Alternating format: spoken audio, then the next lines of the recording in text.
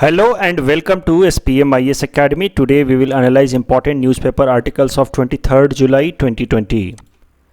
Please note you can download the PDF version of today's newspaper analysis by clicking the link given in the comment section. You can download the PDF version of June 2020 magazine from our website spmisacademy.com. You can also join our WhatsApp group through the link given in the description section for more study materials. This is the list of the topics that we'll cover from today's newspaper, and the first article is taken from editorial segment. It is about Kakrapar third achieves criticality, and this topic is important from our syllabus paper 4 science and technology point of view, especially from the subtopic nuclear technology point of view. सबसे पहले news article समझते हैं। तो देखो, unit 3 of Kakrapar nuclear power plant, जिसका technical नाम है KAPP3, that is in Surat district of Gujarat, has attend it's first criticality. तो सरल शब्दों में अगर कहें तो सूरत के अंदर जो काकरापारा न्यूक्लियर पावर प्लांट है, उसका जो थर्ड यूनिट है न्यूक्लियर प्लांट का, वो क्रिटिकलिटी उसने अचीव कर ली है। क्रिटिकलिटी अचीव करने का मतलब ये है कि उसने सक्सेसफुल न्यूक्लियर फ्यूजन रिएक्शन कर लिया है और अब वो पावर प्रोडक्शन के लिए तैयार है। ऑलरेडी वहाँ पे 2 न्यूक्लियर पावर प्लांट्स हैं जो पावर प्रोडक्शन कर रहे हैं। ये तीसरा न्यूक्लियर पावर प्लांट है और अब इसकी टेस्टिंग हो चुकी है। इसने अपनी फर्स्ट क्रिटिकलिटी अचीव कर ली है।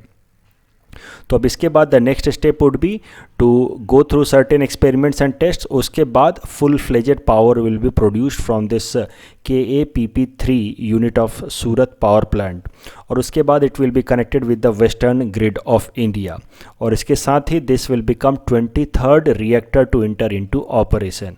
अभी तक इंडिया के 22 न्यूक्लियर रिएक्टर्स ऑपरेशन में हैं और ये इंडिया का 23rd न्यूक्लियर रिएक्टर होगा टू इंटर इनटू ऑपरेशन। जैसा कि मैंने कहा, this is based on nuclear fusion reaction. तो जो भी न्यूक्लियर रिएक्टर्स होते हैं for the purpose of producing power, वो सब के सब फ्यूजन रिएक्शन पे ही काम करते हैं।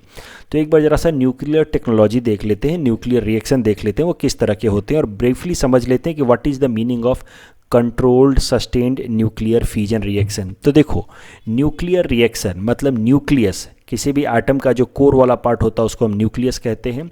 उसके रिएक्शन को ही हम कहते हैं, उसके अंदर अगर कोई रिएक्शन हो तो उसको हम कहते हैं न्यूक्लियर रिएक्शन। और न्यूक्लियर रिएक्शन 2 तरीके के हो सकते हैं।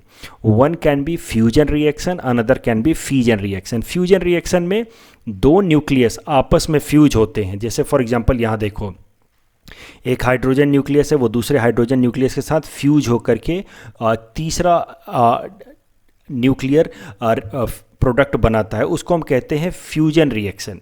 सो you can see here hydrogen merging with each other leading to formation of helium. So it is an example of fusion reaction, और इस प्रोसेस में भी बहुत ज़्यादा एनर्जी रिलीज होती है। दूसरा रिएक्शन होता है उसको हम कहते हैं फिजन रिएक्शन। फिजन रिएक्शन में क्या होता है कि एक लार्ज न्यूक्लियस, जैसे फॉर एग्जांपल इस केस में यूरेनियम 235, इसका एक लार्ज न्यूक्लियस 2 अलग अलग स्मॉलर न्यूक्लियस में टूट जाए, फिजन हो जाए उसका, तो उसको हम कहते हैं फिजन रिएक्शन। और फिजन रिएक्शन का इस्तेमाल किया जाता है for the purpose of nuclear power generation.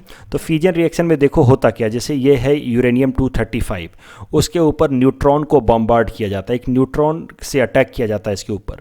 तो इसके कारण होता क्या है कि यूरेनियम 2 स्मॉलर न्यूक्लियस में, बैरियम और क्रिप्टन में फिजन हो जाता है या टूट जाता है, and in that process it produces 3 more neutrons. तो ये जो 3 और न्यूट्रॉन बनते हैं, ये फिर 3 अलग अलग यूरेनियम एटम्स पे, यूरेनियम न्यूक्लियस पे अटैक करते हैं, और फिर जब ये टूटेगा, अगला यूरेनियम टूटेगा, तो वो 3 और न्यूट्रॉन रिलीज करेगा। तो इस तरीके का एक चेन रिएक्शन स्टार्ट होता है।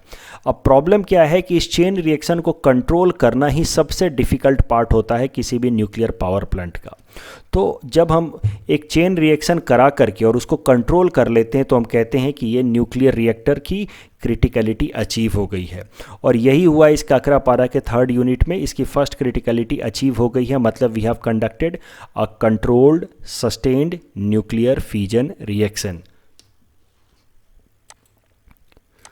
तो अब जरा समझते हैं कि आखिर इस क्रिटिकलिटी का, इस third unit of Kakrapar plant का सक्सेसफुल होने का सिग्निफिकेंस क्या है, why it is being so much hyped. तो देखो, ये इंडिया का पहला इंडिजिनसली डिजाइंड 700 मेगावाट का प्रेशराइज्ड हेवी वाटर रिएक्टर वाला रिएक्टर है जिसकी क्रिटिकलिटी अचीव हुई है। इसके पहले इंडिया द्वारा बनाए गए और भी सारे रिएक्टर्स हैं जो काम कर रहे हैं, लेकिन 700 मेगावाट की कैपेसिटी की बनाई हुई ये इंडिया की पहली ऐसी न्यूक्लियर रिएक्टर है जिसकी क्रिटिकलिटी अचीव हुई है।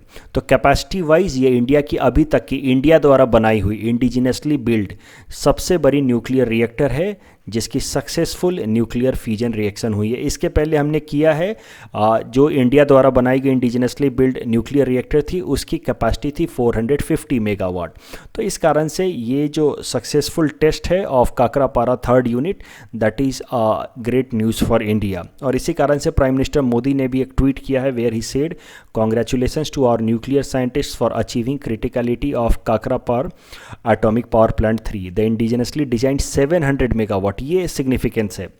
ऐसा नहीं है कि पहले हमने इंडिजिनसली बिल्ड न्यूक्लियर रिएक्टर का फ्यूजन रिएक्शन नहीं कराया इन सस्टेन्ड मैनर, लेकिन 700 मेगावाट ये अभी तक की लार्जेस्ट कैपेसिटी है of Kakrapar third unit reactor जिसकी हमने सस्टेन्ड न्यूक्लियर रिएक्टर कराया फ्यूजन रिएक्शन कराया है। So that way it is an achievement, and Prime Minister Modi also said that it is a shining example of Make in India and a trailblazer for many future achievements. अब जरा देखते हैं कि India के अंदर और कौन कौन से न्यूक्लियर पावर प्लांट्स और उनके अंदर कितने न्यूक्लियर रिएक्टर्स अभी ऑपरेशनल हैं। तो आपको पता होना चाहिए कि there are 7 nuclear power plants operational in India और उन 7 न्यूक्लियर पावर प्लांट्स के अंदर टोटल 22 न्यूक्लियर रिएक्टर्स ऑपरेशनल हैं। तो एक न्यूक्लियर पावर प्लांट के अंदर एक से ज़्यादा न्यूक्लियर रिएक्टर हो सकते हैं। तो अलग अलग जगहों पे अलग अलग न्यूक्लियर रिएक्टर हैं। फॉर एग्जांपल काइगा एक न्यूक्लियर पावर प्लांट है दैट इज़ इन कर्नाटका, वहाँ पे हमारे 4 न्यूक्लियर रिएक्टर ऑपरेशनल हैं ऑफ साइज 220 मेगावाट। उसके अलावा दूसरा काकरापारा इन गुजरात, ऑलरेडी यहाँ पे 2 ऑपरेशनल हैं ऑफ 220 मेगावाट। अब तीसरा यूनिट यहीं पे आएगा ऑफ 700 मेगावाट जिससे रिलेटेड ये न्यूज़ आर्टिकल है, काकरापारा 3 अचीव्स क्रिटिकलिटी। उसके अलावा फिर है कुदानकुलम, कुदानकुलम इज़ इन तमिलनाडु, वहाँ पे हमारा 2 न्यूक्लियर रिएक्टर है ऑफ 1000 मेगावाट कैपेसिटी। तो ये इंडिया की सबसे बड़ी न्यूक्लियर रिएक्टर है जो फंक्शनल है इन कुदानकुलम इन तमिलनाडु, और ये इंडिया ने बिल्ड किया है विथ हेल्प ऑफ रसिया। तो ये रसियन टेक्नोलॉजी, इंडियन टेक्नोलॉजी नहीं है। इंडियन टेक्नोलॉजी में सबसे बड़ी कैपेसिटी जो 700 मेगावाट की हमने बनाई है वो काकरापारा में हमने टेस्ट किया जिससे रिलेटेड ये न्यूज़ है। उसके अलावा मद्रास चौथा है जहाँ का न्यूक्लियर पावर प्लांट जिस जगह पे उसका नाम है कलपक्कम, वहाँ पे हमारी 2 न्यूक्लियर रिएक्टर है ऑफ 220 मेगावाट। उसके अलावा Narora in UP 2 nuclear reactor है ऑफ 220 मेगावाट। राजस्थान के अंदर रवात भाटा में हमारे टोटल 6 न्यूक्लियर रिएक्टर्स हैं। 4 इस की कैपेसिटी है 220 जबकि एक की कैपेसिटी है 200 और जबकि एक की कैपेसिटी है ओनली 100।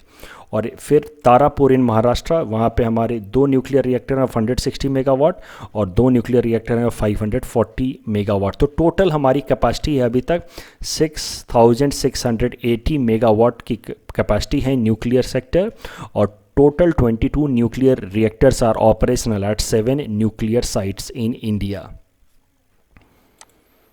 अब जरा ब्रीफली समझ लेते हैं इंडिया की न्यूक्लियर एनर्जी प्रोग्राम। तो लॉन्ग रन में इंडिया की किस तरह की प्लानिंग है आपने ज़रूर पढ़ रखा होगा, ये बहुत इंपॉर्टेंट कॉन्सेप्ट है। India has build a 3 stage nuclear power programme for itself, और इसके पीछे जो कारण है वो ये है कि इंडिया के अंदर यूरेनियम बहुत कम मात्रा में मिलता है और यूरेनियम चाहिए होता है हमें न्यूक्लियर पावर प्लांट में एज ए फ्यूल। तो अगर हम सिर्फ यूरेनियम बेस्ड पावर प्लांट को रन करते रहेंगे तो लॉन्ग रन में हम लोग हमेशा ही फॉरेन कंट्रीज़ पे डिपेंडेंट रहेंगे जहाँ पे यूरेनियम रिच अमाउंट में मिलता है। For example Australia, Kazakhstan, Namibia, तो वहाँ से हम यूरेनियम खरीदते हैं, लेकिन हम हमेशा यूरेनियम इंपोर्टर नहीं रहना चाहते। और इस कारण से हम सेल्फ सस्टेनेबल बनने के लिए इन फ्यूचर हमारे nuclear scientist doctor Homi Jehangir Bhabha साहब ने 1950s में ही इंडिया के लिए एक लॉन्ग टर्म प्लान ड्रॉ किया फॉर न्यूक्लियर एनर्जी जिसका नाम है India's 3 stage nuclear power programme. क्योंकि देखो जैसा कि मैंने आपको बताया, जो पहला स्टेज है उसमें हम यूरेनियम यूज करते हैं, और यूरेनियम इंडिया इंपोर्ट करता है। इंडिया के अंदर बहुत कम मात्रा में यूरेनियम मिलता है। तो स्टार्टिंग में तो हमें पहला फेज वाला जो न्यूक्लियर पावर प्लांट है उसमें हम यूरेनियम ही यूज करेंगे, और ये जितने भी हमारे 22 न्यूक्लियर रिएक्टर्स हैं ये सब यूरेनियम यूज करते हैं। और उनका जो टाइप है, टेक्निकल टाइप है, that is known as pressurised heavy water reactor. ये स्टेज 1 के सारे रिएक्टर्स हैं। लेकिन स्टेज 1 से होगा क्या कि हम लोग जब यूरेनियम का इस्तेमाल करते हैं फॉर प्रोडक्शन ऑफ पावर, तो उस प्रोसेस में होता क्या है कि प्लूटोनियम बन जाता है, कुछ आउटपुट प्लूटोनियम होता है। तो होमी जहांगीर भाभा साहब ने कहा कि जब हम फर्स्ट स्टेज के रिएक्टर्स लगाएंगे और बहुत सारा यूरेनियम खरीद के हम जब न्यूक्लियर रिएक्टर्स रन करेंगे, जैसे हम ये 22 रिएक्टर्स रन कर रहे हैं, तो हमारे पास बहुत ज़्यादा प्लूटोनियम जो इस रिएक्टर के आउटपुट के फॉर्म में आता है, प्लूटोनियम हमारे पास रिजर्व में आ जाएगा। जब हमारे पास बहुत ज़्यादा प्लूटोनियम रिजर्व में आ जाएगा तो उसी प्लूटोनियम का हम इस्तेमाल करेंगे सेकेंड स्टेज रिएक्टर्स में। तो सेकेंड स्टेज रिएक्टर्स बनाएंगे जिसके अंदर हम लोग प्लूटोनियम का इस्तेमाल करेंगे, वो प्लूटोनियम जो हमें फर्स्ट स्टेज में एज एन आउटपुट मिला है। और उस प्लूटोनियम का जब हम इस्तेमाल करेंगे तो उस प्लूटोनियम का जो आउटपुट होगा, इलेक्ट्रिसिटी तो प्रोड्यूस होगी ही, साथ ही साथ जो आउटपुट होगा या बाई प्रोडक्ट होगा दैट विल बी यूरेनियम 233।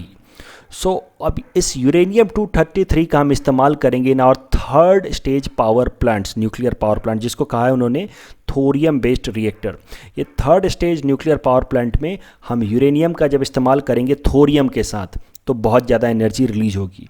और हम थोरियम का इस्तेमाल इसलिए करना चाहते हैं क्योंकि इंडिया के पास थोरियम बहुत ज़्यादा मात्रा में अवेलेबल है। पूरे दुनिया का 1/4 to 25% थोरियम तो बस इंडिया के अंदर है। तो लॉन्ग रन में होमी जहांगीर भाभा साहब ने ये स्ट्रेटजी ड्रॉ की थी कि लॉन्ग रन में इंडिया को यूरेनियम बेस्ड प्लांट से थोरियम बेस्ड प्लांट पे शिफ्ट होना है, क्योंकि यूरेनियम हमारे यहाँ मिलता नहीं है और हमारे यहाँ थोरियम पूरे दुनिया का 1/4 अवेलेबल है।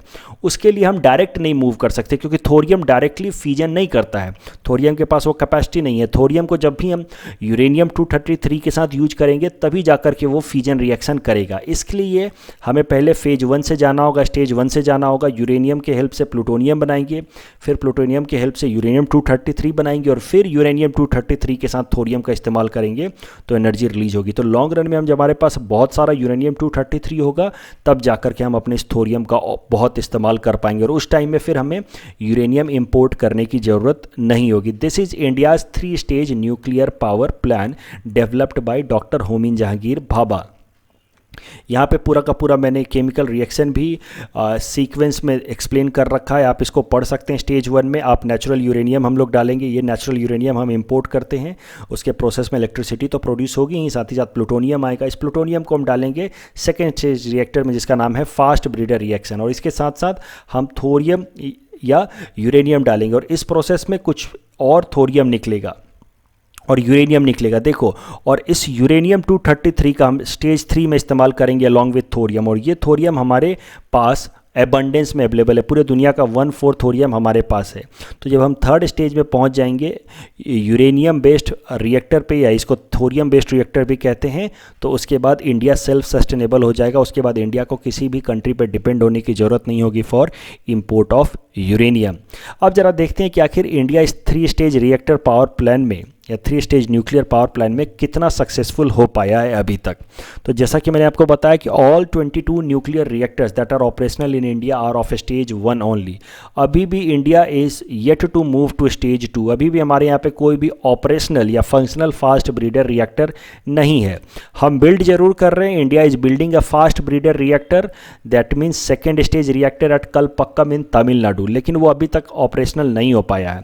और इससे रिलेटेड हाल फिलहाल में भारत सरकार ने एक स्टेटमेंट रिलीज़ किया था जिसमें भारत सरकार की parliamentary standing committee on science and technology and environment forest and climate change ने कहा था that department of atomic energy hopes that the commission of fast breeder reactor at Kalpakkam will be completed by 2021। तो हम schedule से काफ़ी late चल रहे हैं, बट नेवरदलेस उम्मीद की जा रही है कि 2021 के अंत तक हमारे पास पहला सेकेंड स्टेज रिएक्टर या फास्ट ब्रीडर रिएक्टर आ जाएगा। The next article is taken from international segment. It is about Lincoln project. So this topic is important from our syllabus paper 3 important international events. इस article के बारे में पहले समझते हैं, इसका बेसिस समझते हैं। तो देखो, दिस आर्टिकल सेज कि जिस तरह से इंडिया में गांधी प्रोजेक्ट स्टार्ट किया गया है वैसे ही यूएस के अंदर एक लिंकन प्रोजेक्ट स्टार्ट किया गया है जिसका मेन ऑब्जेक्ट है डोनाल्ड ट्रंप को आने वाले यूएस प्रेसिडेंशियल इलेक्शन में हराना। तो सबसे पहले समझते हैं कि आखिर ये गांधी प्रोजेक्ट है क्या। ये गांधी प्रोजेक्ट, इसका पूरा नाम है गांधी इंसाइक्लोपीडिया प्रोजेक्ट, और भारत सरकार ने पिछले साल इस प्रोजेक्ट को अप्रूवल दिया था, जिसके अंतर्गत एक गांधी इंसाइक्लोपीडिया बनाई जाएगी जिसमें गांधी जी की फिलॉसफीज, आइडियोलॉजीज़ को एक साथ रखा जाएगा in order to spread awareness in society. और सोशल मीडिया प्लेटफॉर्म पे इस गांधी इंसाइक्लोपीडिया को प्रमोट किया जाएगा ताकि लोगों को, जो यंग जनरेशन है, वो गांधीयन फिलॉसफी, गांधीयन आइडियोलॉजी से अपने आप को अक्वेंट करा पाए। और मिनिस्ट्री ऑफ कल्चर ने ये ओवरऑल प्रोजेक्ट को अप्रूव किया है, इसकी फंड अलॉट की है। And this project will be implemented, यानी कि Gandhipedia will be developed by National Council of Science Museum of Kolkata. और जो गांधी पीडिया बनाई जाएगी that will be promoted through different social media platform like Facebook, YouTube and even Instagram. और ये जो project start किया गया है that has been started on the occasion of 158th birth anniversary of Mahatma Gandhi. तो जो 2019 में पिछले साल महात्मा गांधी का बर्थ एनिवर्सरी जो 2 अक्टूबर को मनाते हैं, that was his 158th birth anniversary, और उसी ओकेजन पे गांधी इंसाइक्लोपीडिया प्रोजेक्ट स्टार्ट किया गया और इसका टोटल फंड एलोकेशन होगा 5.25 करोड़। अब जरा समझते हैं इस आर्टिकल का गांधी प्रोजेक्ट से इस करंट आर्टिकल का क्या रिलेशन है। तो जिस तरह से इंडिया में गांधी प्रोजेक्ट स्टार्ट हुआ है, उसी तरीके से यूएस के अंदर Lincoln project has been started in order to popularise philosophies of Abraham Lincoln. Abraham Lincoln आप सब जानते हैं, he was 16th president of United States of America and remain president from 1861 to 1865। और अब्राहम लिंकन के life की जो सबसे important struggle थी, या उनका जो सबसे इम्पॉर्टेंट जो ऑब्जेक्टिव था, वो था यूएस के अंदर रेशियल डिस्क्रिमिनेशन जो हो रहा है ब्लैक लोगों के अगेंस्ट, कलर्ड लोगों के अगेंस्ट, उसको ख़त्म करना। और उसके लिए उन्होंने एक मूवमेंट को भी सपोर्ट किया था जिसका नाम था civil war and emancipation movement. और इसी कारण से उनका असैसिनेशन भी हो गया in the end. He was killed because of his support to the coloured people. तो अब्राहम लिंकन की अब आप फिलॉसफी समझ गए, he was completely against the idea of discrimination against coloured people. जबकि जो डोनाल्ड ट्रंप के क्रिटिक्स हैं, उनका ऐसा मानना है कि डोनाल्ड ट्रंप की ज़्यादातर जो फिलॉसफी है, जो उनका अप्रोच है, that is based on the idea of racial discrimination. He promotes the idea of white supremacy. वो कहीं ना कहीं उनके क्रिटिक्स का मानना है कि जो वाइट लोग हैं उनको वो इंपॉर्टेंस देते हैं over the coloured people. He promotes racial discrimination. और इस कारण से अब वहाँ पे लिंकन प्रोजेक्ट स्टार्ट किया है डोनाल्ड ट्रंप के क्रिटिक्स ने, अपोज करने वाले लोगों ने। लिंकन प्रोजेक्ट की मदद से डोनाल्ड ट्रंप के जो करंट आइडियाज़ हैं, जो करंट अप्रोच है, उसको कंडेम किया जाएगा, उसको क्रिटिसाइज किया जाएगा। और पूरा का पूरा ऑब्जेक्टिव है लिंकन प्रोजेक्ट की मदद से आने वाले इलेक्शन में डोनाल्ड ट्रंप को जीतने ना दिया जाए। The next article is taken from national segment. It is about multi-dimensional poverty index, and this topic is important from our syllabus paper 3 Indian governance point of view, especially the subtopic health and education and human resource. तो context समझते हैं। हाल फिलहाल में इसी जुलाई month में ही global multi poverty index of 2020 was released, and this is released by 2 international agencies together, United Nations Development Program along with Oxford Poverty and Human Development Initiative. तो इस global multi dimensional poverty index के बारे में समझते थे। देखो, global multi dimensional poverty index का ऐसा मानना है, ये किस आइडिया पे काम करता है पहले वो समझते हैं। तो इस इंडेक्स को इसलिए डेवलप किया गया है क्योंकि ऐसा मानना है कि सिर्फ इंसान के पास पैसा होने से, इनकम होने से वो रिच नहीं हो जाता। A person need to have other basic needs of life also, for example education and health. तो अगर किसी इंसान के पास पैसा है, फिर भी अगर वो एजुकेटेड नहीं है या उसकी हेल्थ अच्छी नहीं है, तो वो global multi dimensional poverty index में उसको पुअर की तरह काउंट किया जाएगा। तो ये जो global multi dimensional poverty index है, इसमें 3 मेन डायमेंशंस लिए जाते हैं। 3 मेन डायमेंशंस में किसी के भी लाइफ को जज किया जाता है, टेस्ट किया जाता है। उसकी हेल्थ कैसी है, हेल्थ डायमेंशन, एजुकेशन डायमेंशन और लिविंग स्टैंडर्ड डायमेंशन। और हेल्थ डायमेंशन में 2 मेन चीज़ें देखी जाती हैं, उस इंसान का न्यूट्रिशन लेवल कैसा है और ओवरऑल उस देश में चाइल्ड मोर्टेलिटी कैसी है। इसमें टोटल 75 कंट्रीज़ की रैंकिंग दी जाती है और 75 कंट्रीज़ के अंदर देखा जाता है कि न्यूट्रिशन लेवल कितना है, ऑन एन एवरेज लोगों का चाइल्ड मोर्टेलिटी रेट कितना है। तो हेल्थ सेक्टर में न्यूट्रिशन को वेटेज दिया जाता है 2/6 और चाइल्ड मोर्टेलिटी को वेटेज दिया जाता है 1/6। एजुकेशन सेक्टर में फिर से दो इंडिकेटर है, education is one dimension out of three dimension, and out of this three dimension education in one dimension, while inside education there are two indicators. One is year of schooling जिसका weightage है 1/6, जबकि children enrolled in school जिसका weightage है 2/6. उसके अलावा जो तीसरा dimension है वो है लिविंग स्टैंडर्ड, और इसके अंदर जो इंडिकेटर्स हैं वो 6 इंडिकेटर्स है। कुकिंग फ्यूल कितना यूज हो रहा है, टॉयलेट कितने बने हैं, वाटर कंजम्पशन कितना है, इलेक्ट्रिसिटी कितनी प्रोडक्शन है, फ्लोर कितने हैं, एसेट्स कितने हैं लोगों के पास। और ये जो 6 इंडिकेटर्स हैं इन सबकी वेटेज जो है 1/18 ईच है। तो इस तरीके से अलग अलग डायमेंशंस में अलग अलग इंडिकेटर के बेसिस पे किस देश में कितनी मल्टी डायमेंशनल पॉवर्टी है उसका रिकॉर्ड बनाया जाता है under multi dimensional poverty index, and this is done by UNDP. अब जरा ये जो multi dimensional poverty index release हुई ऑफ 2020, इसका बेसिक या की हाइलाइट्स देखते हैं। ग्लोबल लेवल पे या इंटरनेशनल लेवल पे बात की जाए तो अबाउट 1.3 बिलियन पीपल, यानी कि लगभग 130 करोड़ लोग अभी भी मल्टी डायमेंशनल पॉवर्टी से जूझ रहे हैं। So about 130 crore people are afflicted with multi dimensional poverty. Out of this 130 crore people, about 84% people belong to this sub-Saharan Africa region and South Asia region। तो दुनिया के जो सबसे ज़्यादातर गरीब लोग हैं, मल्टी डायमेंशनल पॉवर्टी से जूझने वाले लोग हैं, उसमें से भी लगभग 85% लोग तो ये सब सहारन रीजन में, इन कंट्रीज़ में या साउथ एशिया रीजन को बिलोंग करते हैं। एंड अगर उसमें भी बात की जाए तो यंग पॉपुलेशन जो है वो मल्टी डायमेंशनल पॉवर्टी से ज़्यादा स्ट्रगल कर रहा है। If we see young population, then about 50% of the young population, that means the people below the age of 18 years are afflicted with multi dimensional poverty index. अगर India के अंदर scenario की बात की जाए तो इंडिया ने पिछले 10 सालों में काफ़ी अच्छा काम किया according to this multi dimensional poverty index. 2005 से लेकर के 2015 तक का अगर डेटा देखा जाए तो इंडिया ने लगभग 27 करोड़ लोगों को मल्टी डायमेंशनल पॉवर्टी इंडेक्स में पॉवर्टी लाइन से ऊपर लाया है। तो अकॉर्डिंग टू 2005 एनालिसिस, इंडिया के लगभग 64 करोड़ लोग, इंडिया की 64 करोड़ जनता जो है वो मल्टी डायमेंशनल पुअर की तरह काउंट की गई थी, जबकि 10 सालों में बाय 2015 अब बस 37 करोड़ लोग ऐसे हैं जो मल्टी डायमेंशनल पुअर की तरह काउंट किए गए हैं under multi dimensional poverty index. तो 10 सालों में इंडिया ने 27 करोड़ लोगों को मल्टी डायमेंशनल पॉवर्टी से बाहर निकाला है। लेकिन अब ये कोविड-19 के कारण फिर से बहुत ज़्यादा निगेटिव इम्पैक्ट पड़ने वाला है। And according to this multi dimensional poverty report itself, हो सकता है कि जो भी इंडिया के एफर्ट्स हैं वो 10 साल और पीछे चले जाएं। तो जो भी अचीवमेंट किए हैं इंडिया ने 10 सालों में, हो सकता है कि because of this covid pandemic वो सारा का सारा अचीवमेंट वापस से ख़त्म हो जाए और फिर से लगभग 60 से 65 करोड़ लोग इंडिया के मल्टी डायमेंशनल पॉवर्टी इंडेक्स के शिकार हो सकते हैं। अगर मल्टी डायमेंशनल पॉवर्टी इंडेक्स का ये डेटा देखा जाए कि किस तरीके से मेजर किया जाता है कि एक इंसान मल्टी डायमेंशनली पुअर है या नहीं, तो जैसा कि मैंने आपको बताया कि 10 इंडिकेटर हैं। अगर उन 10 इंडिकेटर में से अगर एक इंसान को उसके 1/3 इंडिकेटर्स भी नहीं मिल पा रहे हैं, then that person is known as multi dimensional poor index. ऐसे समझो कि ये हैं 10 इंडिकेटर्स, राइट। ये 10 इंडिकेटर्स हैं, nutrition, child mortality, years of schooling, children enrolled. In 10 indicators में से अगर किसी भी इंसान को इसके 1/3 यानी कि 33% इंडिकेटर्स नहीं मिल रहे हैं, then that person is counted as multi dimensionally poor.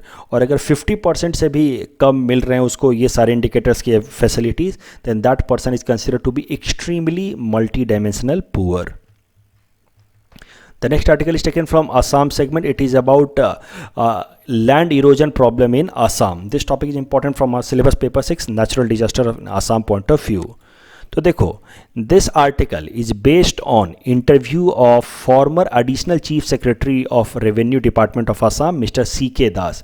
और C.K. दास साहब ने असम लैंड रेवेन्यू डिपार्टमेंट के डेटा को कोट करते हुए बताया है, उनके रिकॉर्ड को कोट करते हुए बताया है कि 1951 से लेकर के अभी तक आसाम के अंदर कम से कम 18,000 स्क्वायर किलोमीटर ऑफ लैंड और 60 lakh bighas of land have been lost because of erosion, mainly by Brahmaputra river. और लगभग 10 लाख ऐसे परिवार हैं जो लैंडलेस हो गए हैं, होमलेस हो गए हैं बिकॉज ऑफ लैंड इरोजन। और सीके दास साहब का कहना है कि ये जो इरोजन का प्रॉब्लम है, लैंड इरोजन का प्रॉब्लम है, that is more disturbing, more catastrophic then even the problem of flood, क्योंकि फ्लड आता है और वापस से चला जाता है 3-4 महीनों बाद, लेकिन इरोजन जब एक बार किसी भी लैंड का हो जाता है, then that lives the family that lived over that land as landless and homeless. तो इस कारण से उन्होंने सजेस्ट किया है कि असम सरकार को भारत सरकार पे दबाव बनाना चाहिए। The state government should keep mounting pressure on the central government to declare land erosion as a natural calamity, ताकि लैंड इरोजन के कारण लोगों को जो भी इसके कारण निगेटिवली इम्पैक्टेड हो रहे हैं उनको प्रॉपर कंपनसेशन मिल सके। उन्होंने साथ ही साथ ये भी कारण बताया कि हाल फिलहाल में लैंड इरोजन का प्रॉब्लम इतना ज़्यादा क्यों बढ़ गया है।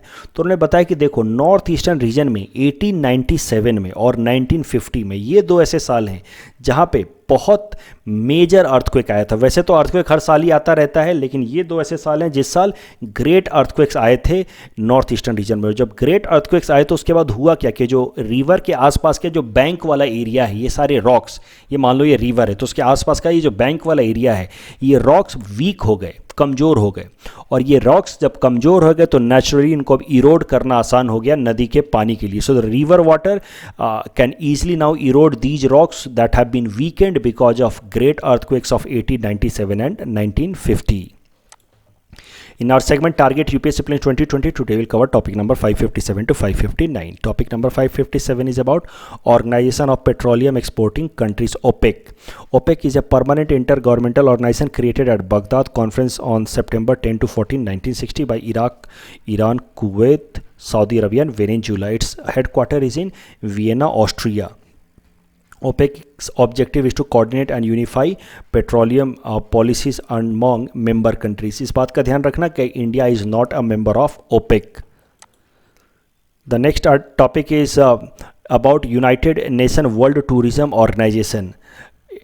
United Nations World Tourism Organization and Mayor's Office of Nur Sultan organized 8th United Nations World Tourism Organization Global Summit on United Nations Urban Tourism in Nur Sultan, Kazakhstan from 9 to 12 October in 2019 under the theme Smart Cities, Smart Destinations. Please attempt this question that is based on this topic. Topic number 559 is about important reports published by IMF. So some important reports published by IMF are World Economic Outlook, Fiscal Monitor, Global Financial Stability Report. जबकि Global Financial System Report is published by Bank of International Settlement. तो इसमें confuse नहीं होना है. Global Financial Stability Report by IMF, Global Financial System Report by BIS. Please attempt this question that is based on topic number 559.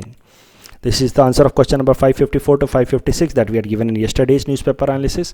Today's question can be attempted by students and you can submit the answer in the comment section. We will be sharing answer of these questions in tomorrow's newspaper analysis. That's all from our side for today. Thanks for watching.